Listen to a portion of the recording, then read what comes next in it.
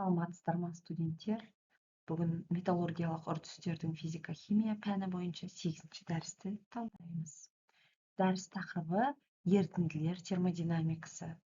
Дәрістің мақсаты бұл дәрісте ерітінділер түзілуінің заңдары, парциалды малярлық шамалар, Гипс-Дюйгемнің заңдары, парциалды малярды шамалар анықтау әдістері қарастырылады. Дәрістің жоспары: негізгі түсініктер, ерітінділер түзуінің заңдары, парциалды малярлық шамалар, Гипс-Дюйгемнің заңдары, парциалды малярды шамалар анықтау әдістері. Ерітінді, жүйе, концентрация, малярлық, нормальдық, парциалды малярлық шамалар бұл кілт сөздері. Негізгі түсініктер: көп компонентті жүйе, ол механикалық қоспа, ерітінді химиялық қосылысқа бөлінеді. Механикалық қоспаға біртекті емес, құрамы айнымалылар жатады.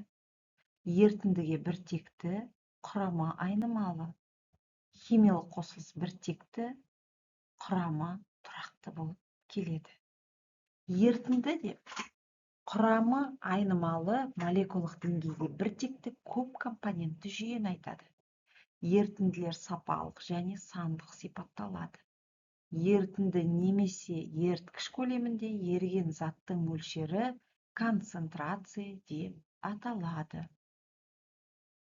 Қаныққан ерітіндінің концентрациясы ерігіштік деп аталады. Бұл ерігіштік қасиет. Концентрацияны өрнектеу әдістері: мысалы, NIT моль саны масса, малярлық массаға бөлінуі. NIT N мольдік үлес.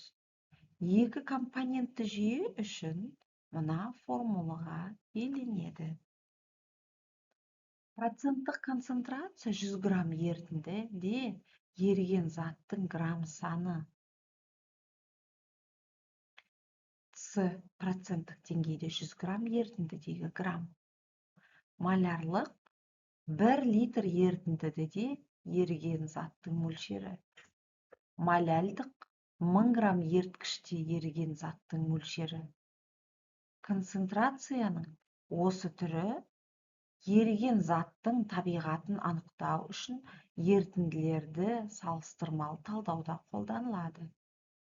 Нормальдық 1 литр ерітіндіде еріген заттың грамм эквивалент саны. Ерітінділер түзілуінің заңдары. Ерітінділер түзуінің механизмі мен табиғаты ғылым дамыған сайын әртүрлі түсініктер алған. Физикалық ілім бұл Алексеев мектебі. Еріген зат бөлшектерінің өзара физикалық әрекеттесуімен түсіндіріледі. Бұл Вандер және Вальс күштері. Химиялық ілім Менделеев мектебі. Әлсіз химиялық байланыс арқылы ерітінділер түзілуін механизмдер деп түсіндіреді. Физика-химиялық ілім қазіргі ілім болып саналады. Ерітіндіні құрайтын компоненттер бөлшектерінің өзара комплексті физикалық, химиялық әрекеттесуі мен ерітінділер түзілу процесімен түсіндіріледі. Парциалды малярлық шамалар. Көп компонентті жүйе қасиеттерін қалыптастыру үшін әрбір компоненттің қосқан үлесін, қатысу үлесін зерттеу және анықтау үшін парциалдық малярлық шама түсінігі енгізіледі. Парциалдық малярлық шама деп жүйенің жалпы экстенсивті қасиетіне әрбір компоненттің бір молі қосатын экстенсивті қасиеттің үлесін айтады. Льюис қасиетінің парциалды малярлы шамасын берілген компоненттің моль саны бойынша жалпы экстенсивті қасиеттің дербес туындысы ретінде анықтауды ұсынған. Қасиеттің парциалды малярлық шамасы жалпы қасиет сияқты белгіленеді. Тек үстінен шектеуші сызық қойылған. Мысалы, міне бірінші, екінші формула қасиеттің парциалды малярлық шамасы жүйенің жалпы қасиеттеріне тән барлық заңдылықтарға бағынады. Жалпы қасиеттер бұл ЦП дейміз, жылу сыйымдылығы, дифференциалды формада кетеді, және мына жерде жылу сыйымдылығы қасиетті ПМШ-да парциалды малярлық шама. Дельта H энтальпийінің өзгерісі. Жалпы қасиетте қандай формула? И қасиетті парциалды малярлық шамада. Дельта G стандарт жағдайда Гельмгольц энергиясының өзгерісі. Және қасиетті парциалдық малярлық шамадағы дельта G стандарт жағдайындағы өзгерісі. Гибс пен Дюгем заңдары. Гибс Дюгемнің бірінші заңы жүйенің жалпы экстенсивті қасиеті компоненттер мен моль саны мен олардың қасиеттерінің парциалды малярлық шамасы көбейтінділерінің қосындысы ретінде анықталады. Көп компонентті жүйе үшін К тең И көлем сұйықтықта келеді. Және екі компонентті жүйесі К тең 2 сұйықтық көлемінің формуласы келеді. Дельта емес, G Гельмгольц энергиясының сұйықтық кезіндегі формулалары 3 пен 4. Гибс Дюгемнің екінші заңы. Гибс жүйе қасиеттерінің парциалды малярлық шамасының жиынтық өзгерісі 0-ге тең. Міне, К1, К2 0-ге тең формулалары 7 мен 8, 5 пен 6, 7 мен 8.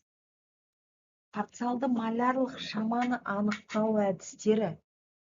Парциалды малярлық шама анықтаудың екі әдісі бар. Біріншісі аналитикалық.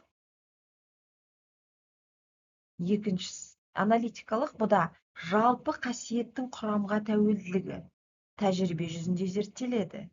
Мәліметтер кестесінен алынады. Құрамға қасиеттің математикалық тәуелділігі шығарылады. Дифференциалдау арқылы екінші компоненттің қасиеттері анықталады. Бұл Льюис бойынша. Гибс Дюгемнің бірінші заңы бойынша бірінші компонент қасиеттерінің парциалды малярлық шамалары анықталады. Екінші әдіс графикалық әдіс болады. Құрамға жалпы қасиеттің тәуелділігін зерттеу тәжірибесі өткізіледі. Мәліметтер келесідей алынады. Мысалы, F тең F ат N2. Мәліметтер тұр.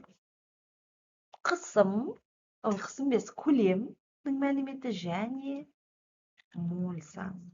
N-ның мәліметтері.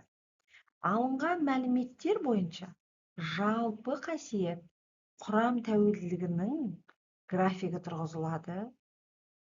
Формада тұр. Бір координатта жоғарыға көлем, төменге N. Берілген құрамды компонент қасиетінің парциалды малярлық шамасын анықтау үшін графикте керек нүктені тауып, жанама өткізеді. Және көлбеу бұрышын тангенсін зерттей отырып, қасиеттің парциалды малярлық шамасына тең болады. В2 тең тангенс угла альфа дейміз. Төртінші, бірінші компонент қасиетінің парциалды малярлық шамасының Гибс Дюгемнің бірінші заңдылығы анықталады. Оның формуласы да келтірілген төменде. Енді барлық теориялық мәліметтерді бақылау сұрақтарымен бекітеміз. Мысалдары 10 сұрақ бақылау тұр.